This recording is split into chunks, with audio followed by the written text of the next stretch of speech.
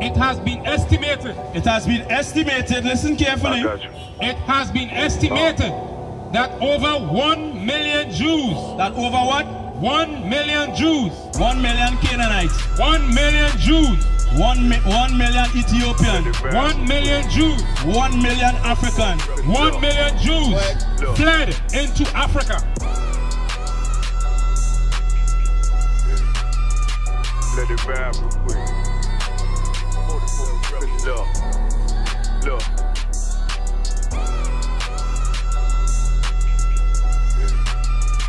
Let it vibe real quick. Look. The slave markets were full of black Jewish slaves. No, black Canaanites. Black Jewish slaves. Black Ethiopians. Black Jewish slaves. The slave markets was full of black Jewish slaves. The city eyes, it's time to vote God. My God, a real nigga, cause he wasn't no flaw. Posted on the corner like a watchdog. Shalom, Port of Spain. It's time for us to wake up and understand we are not Africans. According to what our historians tell us, and these biblical records, which is your record, so-called black man, of your family, we are not Africans. Question we have to ask ourselves, if we are Africans, where in Africa we came from? When in Africa we have over 50 countries. Where in Africa did we come from? Which country? What language did we speak while we was in Africa? These are the things that we have to ask ourselves.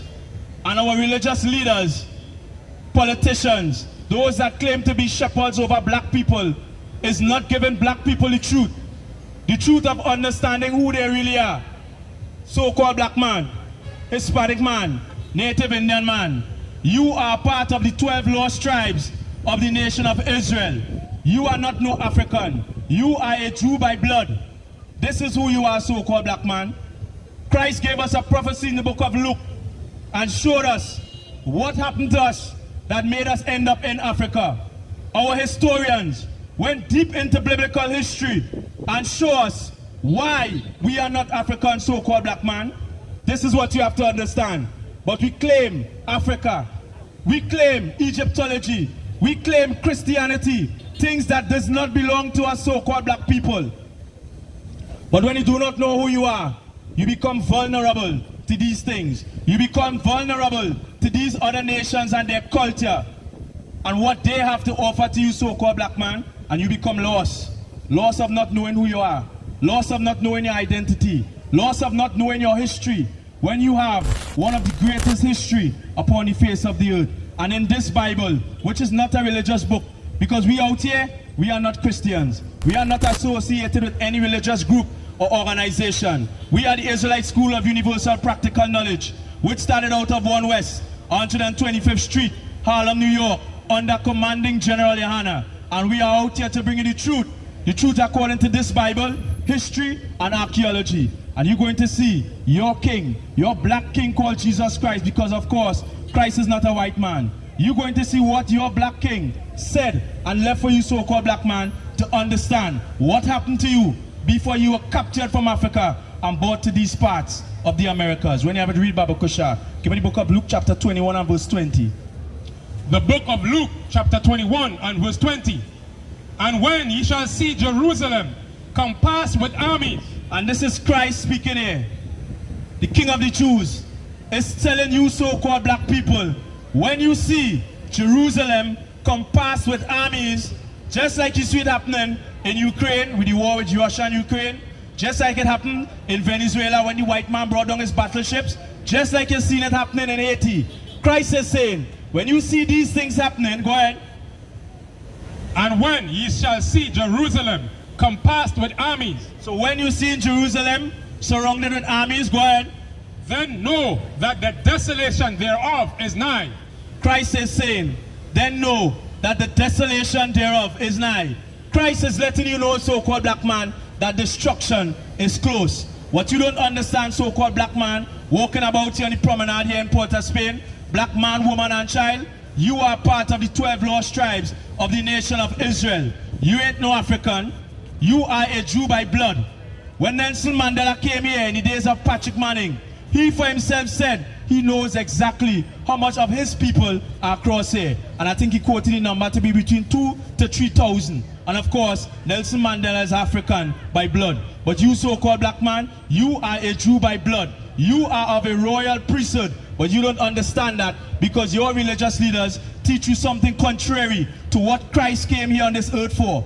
Christ did not come here to tell you nothing else different from what his prophets of old laid down. When you have it, continue, Baba Kusha. Verse 21. Then let them which are in Judea flee to the mountains, and let them which are in the midst of it depart thereout.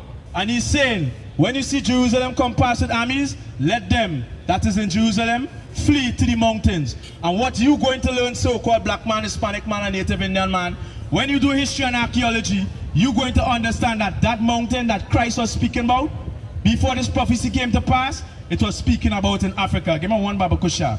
This is what you're going to understand. He is telling you flee to the mountains, which was Africa. Now our historians went into these history and saw where Jerusalem was overcame with armies. And what happened to the people that was in Jerusalem. Read it, Baba Kusha. This is the book of From Babylon to Timbuktu, page 84. In the year 65 BC. Now listen carefully. In the year 65 BC, go ahead. In the year 65 BC, the Roman armies under General Pompey captured Jerusalem. In 70 AD, General Vespasian and his son Titus put an end to the Jewish state with great slaughter. So in the year 65 BC, the Roman armies under General Pompey, they captured Jerusalem. They captured Jerusalem. Go ahead. In 78 AD, General Vespasian and his son Titus put an end to the Jewish state with great slaughter. So they put an end to the Jewish state with great slaughter. This is what Christ was talking about when you see Jerusalem compassed with armies. Go ahead. During the period of the military governors of Palestine, many outrages and atrocities were committed against the residue of the people. So many outrages and atrocities were committed against the people. Go ahead.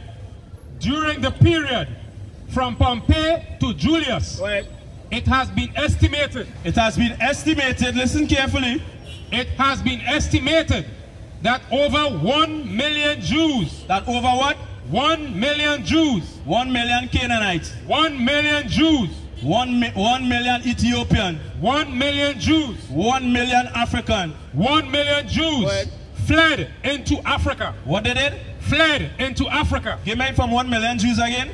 Over 1 million Jews fled into Africa, fleeing from Roman persecution and slavery. So over 1 million Jews fled from Jerusalem into Africa, fleeing Roman persecution and slavery. This is what you don't understand, so-called black man. 1 million Jews fled into Africa, fleeing Roman persecution. Go ahead.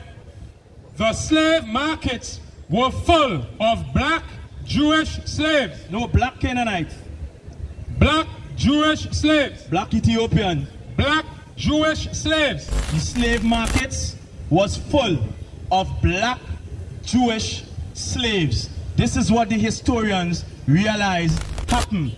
So when you're seeing all these things on television that the white man pushing to you, so-called black man, it have nothing to do with Africans sold Africans into slavery. If Africans sold Africans into slavery, that will demise their economy. That will put their economy to demise. That will weaken their people. That doesn't make sense. If East Indians sell their own people into slavery, same thing. Same thing with the Chinese. Same thing with the Syrians. That is just going to weaken their economy. That is going to weaken their people. But we fled from Jerusalem into Africa, fleeing persecution. And guess what? You're listening to here, Baba Kusha. Give me the next article. In the 1840s, In the 1840s, Morton collaborated with George R. Gilead. So now this is our next historian here. This is a different historian bringing his piece of what happened to you so-called black man. So in the 1840s, Morton collaborated with Glidden, two scientists, two Egyptologists. They came together and did something. Go ahead.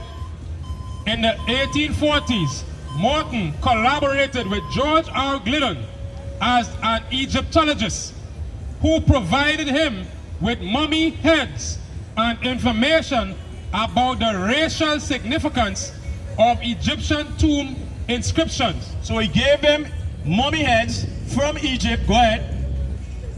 In the Crania Aegyptia, published in 1844, Morton pointed out that both cranial and archaeological evidence showed that the Egyptians were not Negroes. So they both did their research. They both supplied each other with cranial evidence, that is evidence dealing with the skull, skeleton remains. They both exchanged cranial evidence. One of the Egyptian and one of the slaves, the so-called Negroes. And what they discovered, that the Egyptian heads and the heads of those that were slaves in Egypt were totally different. Read it again, Baba Kusha. In the 1840s, Morton collaborated with George R. Glidden, an Egyptologist, who provided him with mummy heads and information about the racial significance of Egyptian tomb inscriptions. In Crania Aegyptia, published in 1844, Morton pointed out that both cranial and archaeological evidence showed that Egyptians were not Negroes. So it showed that the Egyptians were not Negroes. They understood that they were two different people. Go ahead. Were not Negroes as abolitionists and colonialists had maintained, and that in fact blacks had been relegated to the same servile position in ancient Egypt as in modern America. And what they also discovered, when they did the homework, that the same position that black people in now, you see the same low position that we're in, and everybody asking why black people can't rise and why we can't come up to the top. They understood that same position we was in back then in Egypt, in that low position, slavery. We were slaves to these other nations. No difference than what's happening today to you so-called blacks, Hispanics, and Native Indians, Baba Kusha. You have to understand, so-called black man, that you are not no filthy African. You are part of the 12 lost tribe of the nation of Israel. Give me Deuteronomy 7 and 6, Baba Kusha. Let me take it from the top. Let me understand what our forefathers gave to us. Abraham, Isaac, and Jacob, Moses, Ezekiel, Jeremiah, and all these prophets. Understand what they gave to us, so-called black man. When you don't understand who you are vulnerable, as we said before, to all these other nations and their cultures and things that is not pleasing to the Most High. And you know what's going to happen? We're going to continue being at the bottom of society. When you have it, read Baba Kusha. The book of Deuteronomy, chapter 7 and verse 6. For thou art an holy people unto the Lord thy God. So you so-called black man, you are a holy people unto the Lord your God. Go ahead. The Lord thy God hath chosen thee. You have done what? Chosen thee to be a special people unto himself. The Lord has chosen you, so-called black man, to be a special people unto himself. Go ahead. Above all people. A what? Above all people. Go ahead. That are upon the face of the earth. You are above. You are supposed to be above all the people that are upon the face of the earth. This is what the Most High God wants from you so-called blacks, Hispanics, and Native Indians. Your religious leaders is not teaching you these things. They are not teaching you that you are supposed to be above. They are not teaching you that we are all one family, blacks, Hispanics, and Native Indians. But you know what they give us? They give us religion. And religion is separating you, so-called black man, from your true family. That family that Abraham, Isaac, and Jacob fought for. That Christ came here and died for. They are separating you from your family, your bloodline. And we are out here to let you know we are one family. And in this family, There are rules to follow. There are laws that govern this family. And once we come back to these laws, we are going to be in the spot that the Most High wants us to be, which is above all these other nations upon the face of the earth. But when we don't come back to these rules for our family, our black family, we are going to continue being at the bottom. And we're going to keep fighting year after year, church after church, organization after organization, trying to find a way out for black people to come up, for black people to climb. We're going to continue doing this if we don't come back to the regulations, the rules that is for our family, which is found right here in this Bible. Let it vibe real quick. Look.